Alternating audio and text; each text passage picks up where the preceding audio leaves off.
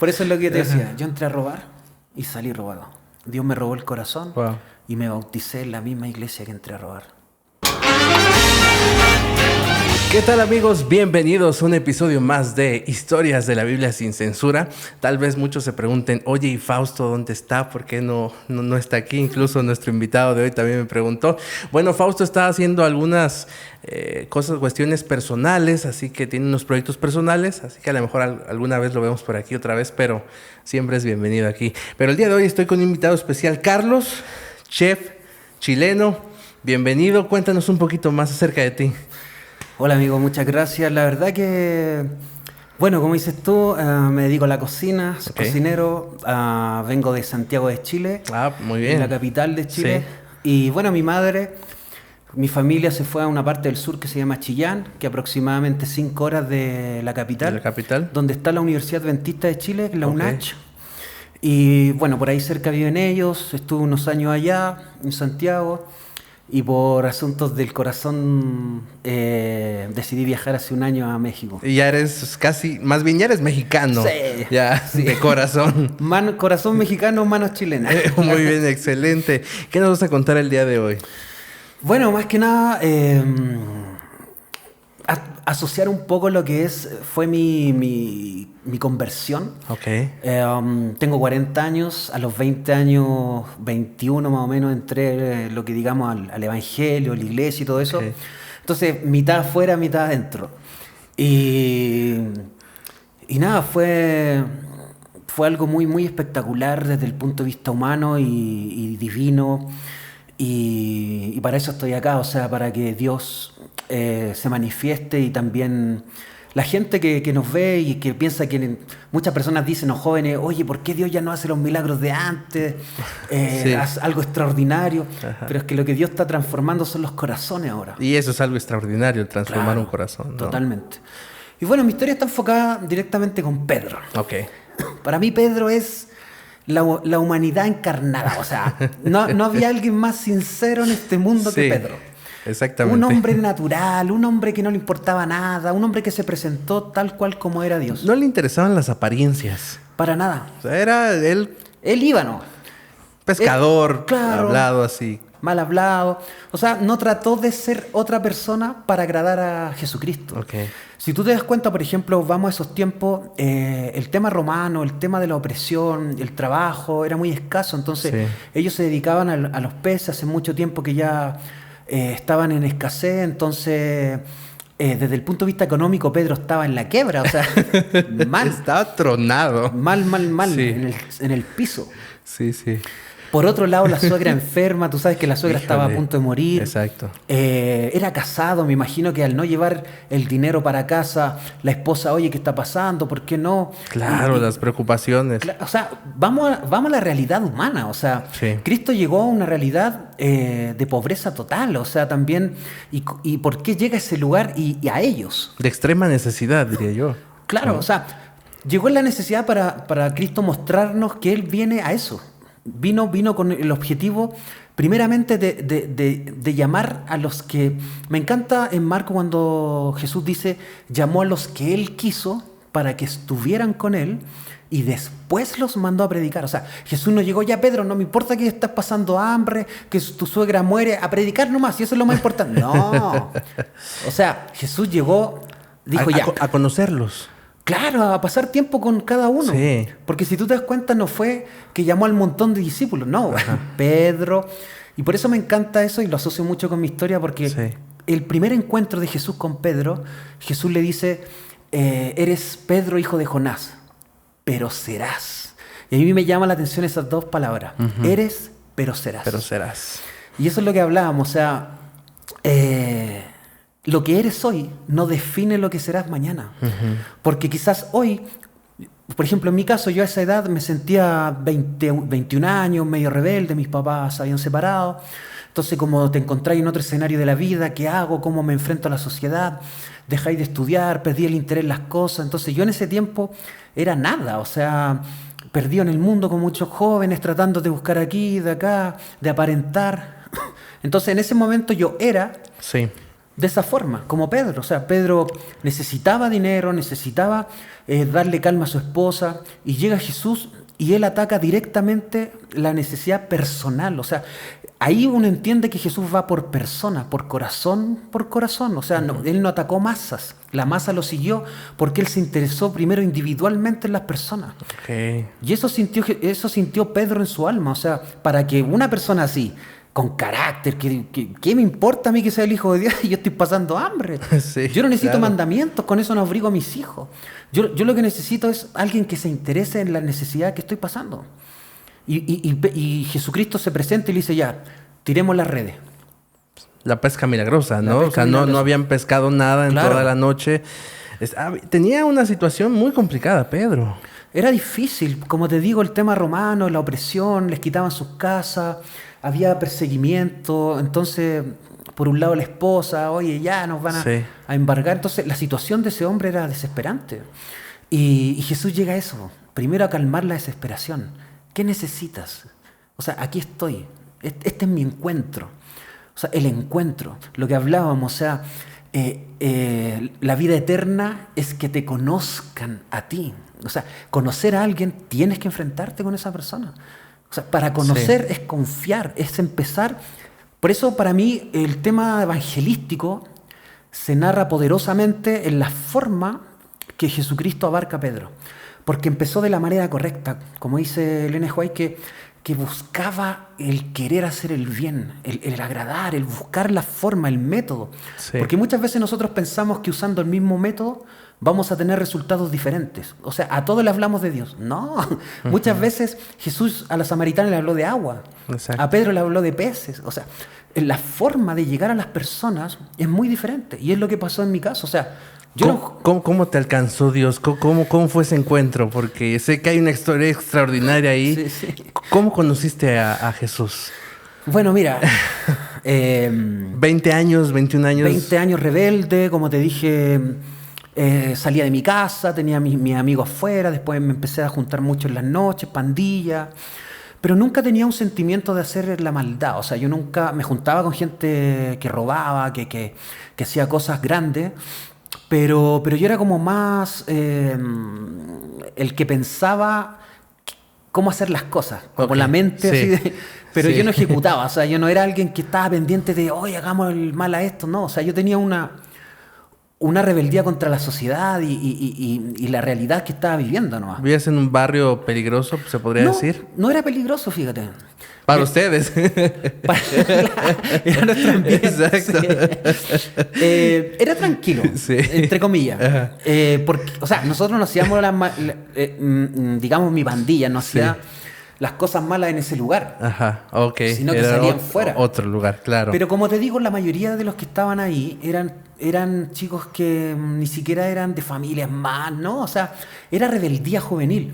Y después cuando eso te va absorbiendo, ya no te das cuenta entre lo que es malo, muy malo, y lo que estás haciendo daño hasta cuando, no sé, caes a prisión, cuando pasan cosas que tú aterrizas y dices, oye, sí, ¿cómo esto se agrandó tanto? O sea, y eso es lo que nos pasó. O sea, mi abuela vivía en un muro, estaba la iglesia adventista justo en una avenida principal. Sí.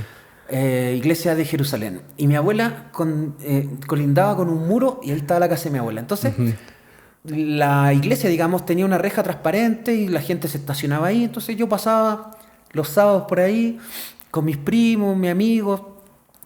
Y un día en casa de mi abuela en la noche, un día, no sé, no recuerdo bien, en la noche conversando entre todos dijeron, oye, yo entré a esa iglesia un día en la noche y se puede entrar de esta manera. Ajá.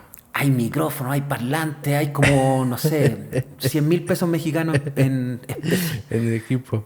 Ya, y todos empezaron, ya vamos. Y de repente todos me miraron. Y yo ahí para no quedar como el cobarde y todo, y ya enfiestado, y vámonos. No era algo que yo me dedicaba, o sea, no era algo que me gustaba hacer, sino que por el tema de la rebeldía, de presión social también. Claro, la presión y creerte superhéroe, porque cuando uno está con los demás como que se le agranda y se le pone capa sola. Sí. Saltamos, entramos, rajaron la puerta con un serrucho. Entramos a la iglesia y sacamos todo. La vaciaron. Completa. Solamente dejamos los asientos para que los hermanos siguieran adorando. Y se sentaran. Claro, para que no estuvieran de pie. Qué piadosos. Usamos un poco Pero bueno, fue... Ajá.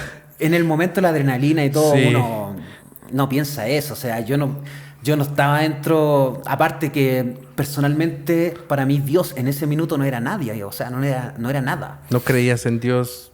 No, aparte de creer que era un tema de que para mí era como...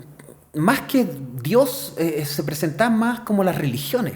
Okay. Todos te presentan lo mismo, como que una iglesia dice, ven, porque acá adoramos este día, acá este día, acá este... Entonces es como una competencia entre marcas, es como pelea una marca con la otra, sí. Ay, nosotros tenemos esto, ay, nosotros... Entonces nunca exaltaban al Cordero, o sea, yo no... Y mientras todos estaban peleando, ustedes entraron a conocer, pero tomaron entonces el equipo... Todo. Nos robamos todo, se juntó, se fue a un lugar, se vendió, cada uno sacó su parte y nos fuimos. ¿Les fue bien? Nos fue bien. Bueno, a mí me fue mejor. Okay. Porque yo salí robado. ¿Cómo? Sí, porque en el fondo yo entré porque cuando Dios busca la forma de llamarte, a veces hasta lo... Mira, hay una cosa que a veces nos cuesta entender.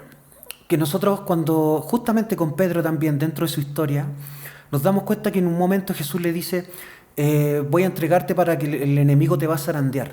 Sí, me ha pedido Satanás, claro, para zarandearte. Para zarandearte. Y uno espera que Jesús le diga, tranquilo, yo te voy a proteger, yo soy el Dios Todopoderoso. ¿Qué le dijo? Voy a orar para que la fe no te falte. Prepárate, le avisó. Entonces, ¿qué significa eso? Que Dios permite... Él sabe los límites porque hasta cuando Dios manda, hasta el diablo obedece. Sí. Entonces, es lo mismo con Job, hasta este punto. Y creo que cuando llama a sus hijos, los llama como son. Por eso a mí me encanta Pedro, porque Pedro, aquí estoy, este soy yo. Soy de mal carácter, aquí, allá. A Jonás igual. Nadie esperaba que Jonás fuera con aureola y alitas. No, sí. No, o sea, este soy yo, no estoy de acuerdo con lo que tú estás haciendo. Y eso es lo que Dios quiere, o sea, que seas real. Me recuerda al ladrón en la cruz. Totalmente. Fíjate que ese ladrón, que también me sentí identificado mucho, me encanta porque él fue el primer cristiano que creyó sin ver a Cristo resucitado y sin bautizarse. Entonces igual es impactante cómo, por eso te digo que muchas veces pensamos que el método de llegar a las personas, de llegar a las masas, es solamente una forma, y no es así. Jesús, si uno va a la manera que evangeliza y Jesús llega a envolverte en la vida, es súper personal. Si no es personal, no vale nada. ¿Y cómo te encontró a ti? Bueno, después que pasó todo esto, no nos gastamos el dinero, cada uno se fue a distintas ciudades, algunos siguieron cometiendo delitos. No, de casualidad no te asomaste a ver al otro sábado si se habían reunido, sí. Dicen que los que cometen algún crimen siempre vuelven a la escena. ¿Tú no volviste? No, porque como fue en la noche, en la mañana todos volamos y nunca más subimos. ¿Quién sabe, no? Yo después de un año creo que volví. Ajá. Y muchos de los que estaban ahí también se fueron. Entonces era juventud, o sea, a nadie le importaba. Exacto. No era como algo así tan planeado o grande. O sea, fue un momento, un arranque se hizo, claro, y listo.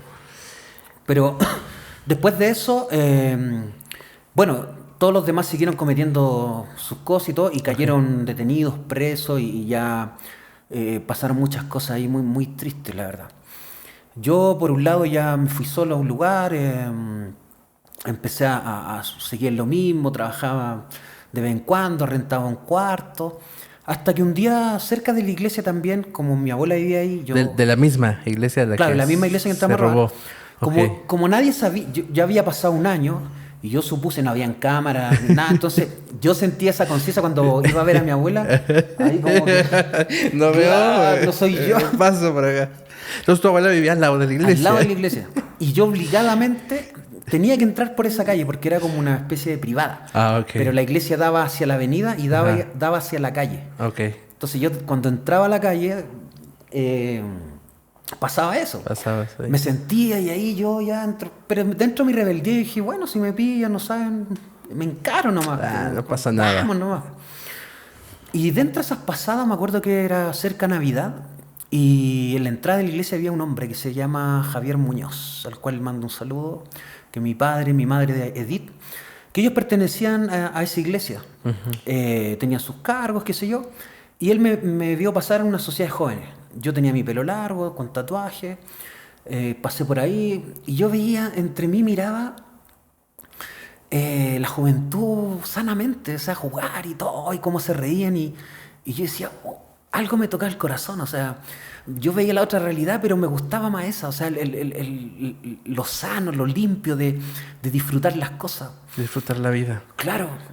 Y de pronto el hombre me dice, hola, joven, vengan, sin miedo, y me empieza a hablar, me dice, oye, siempre hay veces que te veo pasar, y dije, ¡ay, me pilla! Y no pensaste, tal vez alguien se enteró, le dijo. Claro, sí, por un lado dije, no, y me va a mostrar la foto y me va a decir, sí, eres tú. Ándale. Pero no pasó eso. Así que él me dijo, mira, claro, y dije, oh, gracias Dios por protegerme. Gracias por nada. Y bueno, me hizo pasar a la sociedad de jóvenes. ¿Ya tenían sonido? No recuerdo, parece que eran guitarras. Pero ya habían comprado lo que se había llevado. Pero así como de a poquito. Claro. Entonces yo entré y vi, no, igual, olvídate. La primera vez que entré y me senté, y ahí yo como que aterricé, o sea, puse los pies en la tierra, o sea, yo dije... Son personas, le pusiste cara, ¿no? A las personas. No las personas, sino en el lugar que estaba. Ya. ¿Cachai? Porque dentro de ese año que yo me fui, que desaparecí y me fui a la playa, a un lugar que se llama El Canelo, en Chile, y ahí me pasó algo muy extraño. O sea, yo ya estaba en un colapso mental, espiritual. O sea, Dios ya del momento que yo entré a robar esa iglesia, de ahí Dios no me soltó nunca más. O sea, el espíritu empezó a sacudirme y empezaba a ver escenas de que me conmovieran, y sentía que mi corazón se estaba como quebrajando, y tenía una rabia contra la sociedad y por un lado contra mí. Hasta que llegué a la playa, me puse a trabajar en un lugar cuidando carros. Y en las noches me iba a la playa, me emborrachaba y me tiraba al mar. O sea, yo lo único que quería era morir. O sea, sí, estaba harto. Y ahí empecé a sentir como, de repente miraba y una abuelita iba bajando con bolsa y algo me decía, ayúdala, anda. Y yo, no, sí. Y ahí empezaron cosas, hasta que un día estaba en la playa y estaba con amigos. Y me dicen, oye, esta noche a las 12 de la noche van a hacer una fogata gigante, van a haber más de 2000 jóvenes, cantatas, fogatas, de todo. Vamos. Partimos allá, yo llevé una carpita, hicieron un fogón enorme, y como ya cantando y todo, y como a las 3 de la mañana me acuesto y siento unos gritos de una chica, terrible así. Y empezó a gritar, y yo recuerdo que estaba sobrio, o sea... Fui a participar, me acosté, al otro día iba a trabajar, y abro y veo a la niña sangrando, gritando como loca, y yo tratando de calmar, le tiré agua en la cara. Y dije, oye, ¿qué pasa? Y estábamos como en unas montañas. Entonces era muy difícil el pueblo estaba muy abajo. Sí, claro. Yo le dije, ¿qué pasa? Me dijo, no, es que yo estaba con mi novio, como en un cerro más allá, y corrí, porque él se desmayó, empezó a botar espuma de la boca. Y todos los demás estaban en su fiesta, nadie toma la atención. Entonces yo le dije, ya, vamos, yo te ayudo. Partí con ella, así que venía media tambaleando y con sangre y desesperada, en estado de shock. Sí. Y empezamos a buscar entre el bosque, imagínate. No, de noche, oscuro, todo. Y bosque, y no olvídate, o sea, yo le dije, pero más o menos, ¿dónde? ¿Cómo? No. Y ahí empezamos a buscar, como una hora, y de pronto veo un bulto. Corrimos al bulto, lo veo pálido, con la cara blanca. Tratamos de hacerle reanimación, bueno, dentro de lo que ya uno sabe, le tiré agua en la cara y estaba completamente frío, entonces tenía pulso, le dimos calor, de ahí lo traté de sentar y todo hasta que empezó a recobrar la vida. Sí. Se paró, lo puse al hombro con ella y partimos caminando, como 2 horas caminando, y llegamos abajo donde yo me quedaba, que era en la cuadra que yo cuidaba carros. Había una casa de un hombre que tenía una casa muy grande, y me dijo, como me veía, y me dijo, Carlos, yo te paso el garage para que tú duermas, ahí hay un colchón, un baño, y ahí tú te quedas y así me cuidas la casa. Bueno, bajé con los jóvenes y los dejé a los 2 durmiendo ahí, les di comida y todo. Como a las 2, 3 horas después despertaron se manguerearon con agua y todo, y lúcidos, todos así. Y yo le dije a él, le dije, oye, ¿cómo se te ocurre? O sea, mira, tu novia anoche y pasó esto, y cómo la irresponsabilidad, Sí. bla, bla. Y me dio coraje, weón. Se fueron. Al otro día llega mi amigo y me dice, oye, hay un cumpleaños de un conocido acá a la vuelta, subir la escalera, una escalera como oscura donde hay unos juegos, y ahí en la vuelta estamos. Y resulta que voy subiendo, llego al otro día, Ajá. dije, ya, bueno, vamos. Voy subiendo la escalera solo y se me tiran tres jóvenes. Uno me agarra por el frente y dos por atrás, me ponen unos cuchillos en el cuello y me dicen, ya, pasa el dinero, pasa todo. Dije, tranquilo, Sí, tú ya te yo la ya estaba en sabías. ese mundo, así que dije, oye, ¿para qué? Toma, no es necesario que me intimides, toma estas las cosas, ¿cachai? Y de pronto llega una sirena y la policía con un foco ¡pah! En la escalera. Y se desesperan y yo trato de forcejear. Salen dos corriendo y el que estaba atrás mío me doy una vuelta y lo agarro de frente y era el mismo joven que yo fui a rescatar en el cerro. Que me estaba... ¿Y te reconoció? No me reconoció. No. No, y yo le pegaba charchazos en la cara y decía, mira, dije, soy yo el que te fue a buscar con tu novia, te bajé, te alimenté, te dejé ayer y me está ahora tratando de matar, pero... Y ahí en el forcejeo llega la policía y se escapa el que estaba conmigo. Oye, y me llevan a mí. Wow. Oh, y el odio que sentí, me llevaron a una prisión momentánea porque dijeron, oye, nosotros lo conocemos, él es el que trabaja acá, y le expliqué el problema. Le dije que yo era el asaltado. Sí. Y claro, tuve un par de horas, después me soltaron. Pero ahí en los barrotes yo me pegaba cabezazo y cuando me soltaron me fui al mar y le dije, pero ¿cómo? Te estoy pidiendo una señal y me hacía esto. O sea, traté de ayudar a alguien y para decirme si alguien me quería matar. O sea, ¿quién eres Sin tú? sentido ¿cachai? parecían las ¿Quién cosas. es ese Dios? ¿Cachai? Y ahí ya empezó como el encuentro. Ok. Y ahí yo empecé a exigirle a Dios. O sea, si realmente quiero morir, no me dejas morir, me mantienes vivo para ayudar y me quieres matar, entonces, ¿quién eres? Sí. O sea, ¿cómo, en qué mente? O sea, Sí. ¿a qué quieres llegar con esto? Exacto. Y la cosa es que, bueno, al otro día llegó este joven con la novia a pedirme perdón, que él estaba con pastillas, que estaba Drogados, me drogado imagino. y Sí. todo. Bueno, pasó el tiempo, volví yo a la iglesia y fue donde entré a la sociedad de jóvenes. Entras. Y ahí ya entró como el deseo de saber quién está detrás de esta iglesia, o sea, quién es la cabeza. La gente, la verdad que, como a mí no me importaba nada, entonces ese nada fue mi fortaleza para cuando yo me sentaba en las bancas y las viejitas escondían la cartera, la cambiaban para el otro lado porque me habían tatuado de pelo Sí. largo. ¿Cachai? O sea, la discriminación que yo vi adentro fue mucho más grande de la que yo vivía afuera. O sea, pero como yo tenía ese temple de que a mí la gente nada, no estaba tan pendiente de las personas como me iban a tratar adentro. Yo lo único que quería era conocer a ese ser que me estaba Llamando de alguna manera. y me arrastraba. O sea, era, Sí. era algo Jalando. todas las noches. Wow. Yo estoy contigo, yo soy tu Dios. Y me volvía loco y hasta que el hermano Javier me dijo, mira, va a haber una cena de Navidad y yo quiero que tú estés en mi mesa. Ven como tú te sientas más cómodo. En ningún momento me dijo, mira, trata de sacarte los aretes, yo tenía aretes aquí, allá, por todos lados, y trata de taparte los tatuajes, córtate el cabello, nada. O sea, él me dijo, tú eres y serás parte de mi familia. Wow. Y yo, ahí yo quedé así como... pero, ¿Quién eres, no? claro, o sea, pero ¿estás seguro? Dentro de mí, yo robé aquí, yo robé aquí. Y él me decía, ven, tú eres mi familia. Es que no sabes quién soy, porque si yo te dijera no me tratarías de esa forma. Y después yo sentí en mi corazón que si yo le decía, que fue la primera persona que le dije, que era él era el primer anciano, Ok.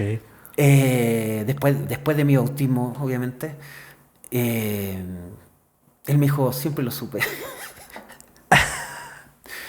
Entonces, él aún así me amaba. Sí. Y me sigue amando con, Oh. con mi madre, o sea, Edith, que son parte de la iglesia. Llegué esa noche, como más me sentía cómodo, me senté. La gente me miró normal, yo comía con la mano, o sea, yo Sin modales, así. un Pedro cualquiera. Y gracias, ahora me voy a mi fiesta.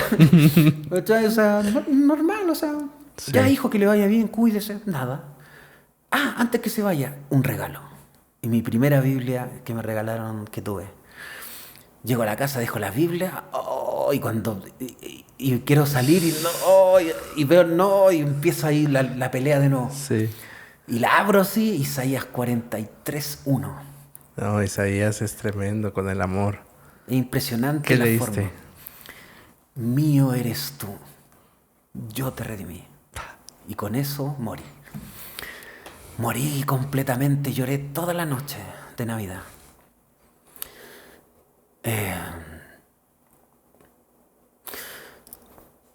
Lloré toda la noche y al otro día, sábado, fui a la iglesia, me amarré mi cabello y llegué a la iglesia, y cuando iba caminando me acordé de lo que me había pasado en la playa, y ahí entendí lo que Dios me enseñó. Él bajó a rescatarme, me alimentó, me curó, me sanó, y yo muchas veces le pongo el cuchillo al cuello. Wow. Y ahí entendí cuál era mi misión. Que era contarle al mundo que Dios no necesita hacer grandes cosas.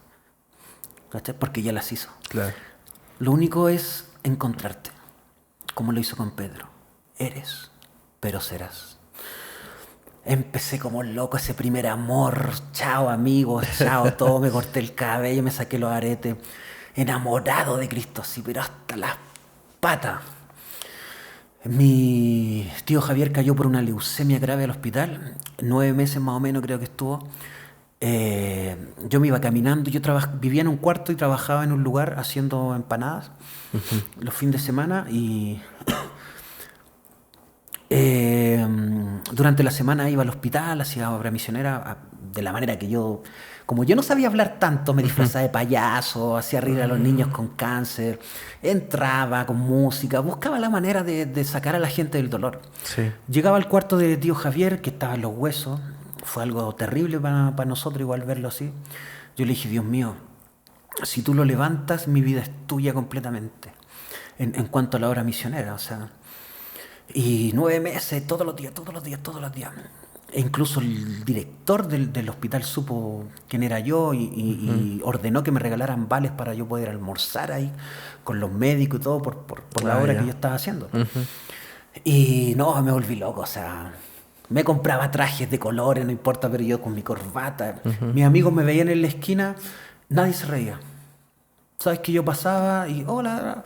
¿Cuándo nos juntamos? No. Otra vez. ¿Cuándo vamos otra vez a la iglesia? No, estoy ocupado. ¿Cuándo vamos a la iglesia? No, ya voy, pero... Ya voy. Por eso es lo que te decía. Yo entré a robar y salí robado. Dios me robó el corazón y me bauticé en la misma iglesia que entré a robar. Wow, tremendo. Oye, yo me quedo mucho con esa parte de que muchas veces Dios está insistiendo en nuestro corazón. Nos habla una y otra. Y muchas veces no lo rechazamos, le damos la espalda, le ponemos el cuchillo en el cuello, nos rebelamos. Pero Él está ahí. Y no importa, como tú dices, quién seas en ese momento. Él te visualiza a futuro. Él ve lo que puedes llegar a ser. Él no ve tu pasado, no ve tu condición, no ve la condición de Pedro que está en extrema necesidad. Él ve más allá, ¿no? O sea, no importa por lo que estés pasando, la situación que tengas, incluso el problema si es de salud, económico, eso no es lo principal. No. Lo principal es que puedas darle una oportunidad a esa persona, a ese ser, que todos los días te busca, que todos los días está y como la historia de Pedro y tu historia, desciende a donde te encuentras. No te fue a buscar a la iglesia, tal cual. Claro. Te fue a buscar, sí, a la iglesia, pero en la condición en la que se estaba cometiendo un delito y Él no te juzgó. Y muchas veces nosotros juzgamos a las otras personas. Entonces yo me quedo con eso de que Dios desciende a nuestra condición para buscarnos y para extendernos tu mano. Claro que sí. ¿Con qué te quedas? ¿Qué le podrías decir a esas personas que tal vez son diferentes a lo que marca la sociedad, a lo que marca la religión, pero que también necesitan el amor de Dios? Mira, primero que todo, una cosa es cómo vienes a Jesús y lo otro es lo que serás en Jesús. Primero esa convicción. Por eso te digo, una cosa es hablar de Jesús y la otra es saber quién es. ¿Cómo te impacta a ti? Porque cada uno de los que estén en el cielo va a tener una historia que contar. Yo fui el leproso, yo fui el ciego, yo fui el ladrón, yo fui... Entonces, sí. ¿Cuál es tu historia con él? Porque muchas veces socialmente se nos dice que primero hay que ser miembro de iglesia. O sea, yo no empiezo por el cuerpo, yo empiezo por la cabeza. ¿Quién es Cristo? ¿Quién es el dueño de la iglesia? ¿Quién es el dueño del sábado? Porque a mí Jesús no llegó a mí a través de doctrinas, de ese tipo de situaciones, como a muchos. O muchos que nacen en la iglesia, claro, no encuentran ese sentido. Y yo creo que pasa por eso. Si tú te das cuenta, Pedro fue maravilloso. El diablo lo recuerda como el traidor. Pero Jesús por su nombre. Y eso hay que tener muy claro en la vida en cuanto a cuando tú tomas una decisión, porque el amor es decidir hacerlo. Tú tienes que decidir amar, ya sea a Dios, sea a tu esposa, sea lo que... Imagínate, después de eso que yo me bauticé, o sea, mi vida no quedó ahí. ¿Cómo darte cuenta cuando un testimonio es real a través del tiempo y se cumple el propósito de Dios en él? Es por sus frutos. El que permanece en mí llevará en sí muchos frutos. Entonces, imagínate, yo hubiera quedado el mismo Carlos, que no sabía, que no le gustaba ir al colegio. Yo me puse a estudiar, la iglesia me dio becas, me apoyó, después estudié trabajo social, me fui tú sabes que en Chile hay muchos terremotos, trabajé con Techos para Chile, construyendo casas por todos lados. O sea, tiene que haber un movimiento. Y aquí hay algo importante de lo que Isaías a mí me encanta, porque Isaías dice, esperar en Dios no es un acto pasivo, es un acto activo, o sea, es moverte. El esperar en Dios de Isaías es correr, caminar y volar. Okay. O sea, la gente muchas veces confunde el esperar en Dios. Ay, no, aquí estoy esperando una esposa. ¿Y qué creéis que va a venir una mujer a golpear tu puerta y te decir, yo aquí estoy, soy esposa? No, o un trabajo también es lo mismo. Esperar en Dios es caminar, es correr, es volar, es hacia arriba. Él pone un águila como ejemplo, no un pollo, él pone un águila. Entonces uno tiene que entender cómo Dios te está hablando, cómo tú tienes que moverte. Esperar en Dios es caminar, es ir, es buscar. Caminar en Dios es mover la piedra y Él levanta al muerto. Caminar en Dios es llenar las tinajas con agua y Él convierte el vino. Sí. Caminar en Dios, si yo me hubiera dicho, no, ya yo aquí me quedo. No, yo tuve que sufrir, tuve que trabajar, tuve que irme al campo, estudiar, terminar mi primaria, mi secundaria, después entrar a la universidad, estudiar cocina, golpeé puertas 2, 3, 4 años para entrar a los mejores restaurantes del mundo, gracias a Dios. Fui el chef que quería ser. Fui condecorado en mi carrera representando siempre al que me rescató, al que me dio la oportunidad de resucitar entre los muertos. Entonces esos frutos se tienen que ir mostrando, o sea, tú tienes que pisar el mar. Después yo le dije, Dios mío, ya tengo lo que quiero, me falta mi esposa, ¿dónde está? Y un día en pandemia, conectando con chatas dentistas, con gente cristiana y todo, me encuentro con... que actualmente, bueno, fue mi novia. Yo apenas hablé con ella, le dije, tú eres mi esposa. ¿Ah, sí? Sí, de una. Ajá. Yo conversé con ella como 5 minutos, después la llamé por teléfono y le dije, tú eres mi mujer, tú eres la mujer que Dios cogió para mí. Y yo, 14 años mayor, todo tatuado, ella nació en la iglesia, y dijo, oye, este traficante, ¿de dónde se...? Oye, qué valiente tú. Otra historia poderosa, ¿cachai? Sí. Como Dios ya sabía que a mí no me importaba lo que la gente iba a decir por mi historia pasada. O sea, ¿qué me iba a importar? Si ya había pasado esa prueba enorme y Dios se dio cuenta que cuando tú das un paso, das otro, obviamente Dios te va abriendo más a la medida de tu fe. Sí. Y yo le dije, ¿dónde está mi esposa? Está en México. Oh, plena pandemia, no tenía trabajo, 3 meses encerrado, no tenía las vacunas del COVID puestas, el aeropuerto de Chile cerrado, o sea, no había por dónde. No había. Yo me arrodillé y le dije, Señor, como estuviste con Moisés, estarás conmigo. Usted abre el mar. Usted no pone puentes en el mar, usted los abre. El humano pone puentes, pero el Señor abre. Claro. Y ahí está el milagro. abre el mar. Si esto es de ti, si realmente ella es mi mujer, mi esposa, lo que tú escogiste para mí, yo voy. Tú sabes que yo contigo a la muerte. Empezaron a darse las cosas, me empezaron a llamar, empecé a hacer cartas, empecé a hacer esto, trabajito, por aquí, por allá, junté el dinero. Me pusieron, hice unos contactos, me fui a vacunar, las vacunas al día, hablé con la familia, tomé esta decisión, me voy. En plena pandemia. En plena pandemia. Un año fiel a mi esposa, fiel a Dios, en mi cuarto ahí, wow, ayunando, orando, y se dieron las cosas, compré el pasaje. Recuerdo que unos 2, 3 días antes mi mamá me llama y me dice, hijo, ¿sabes qué? Me diagnosticaron cáncer. Yo dije, no, oye, ¿qué onda mi vida? O sea, una película. Y me fui al baño y dije, ¿qué hago? Está la mujer de mi vida allá. Dios me ha mostrado de todas las formas que es ella. Sí. Mi madre acá. ¿Qué decido? Y dije, por ninguna de las dos. Yo voy por ti. Y algo me dice en mi corazón, viaja, tranquilo. Viajé. Dije, ya Dios mío, si yo paso el aeropuerto, la aduana, todo sin problema, llego a México, mi madre está en tus manos. Llegué el 6 de octubre del año pasado, hace poquito cumplí un año, y mi madre entró a tratamiento. Llegué acá, conocí a mi esposa, la vi y dije, te lo dije, tú eres mi esposa. Ajá. Le escribí 100 cartas en pandemia. Ok. Y le dije, te las vine a dejar. Le dejé sus 100 cartas, porque al escribirla, romántico, pero venir a dejarla, sí. Eso es amor. Y bueno, tuvimos los 6 meses para conocernos, que no es lo mismo la distancia. Claro. Nos dimos cuenta que sí, que era poderosamente el deseo de Dios. Nos casamos por el civil, nos casamos por la iglesia.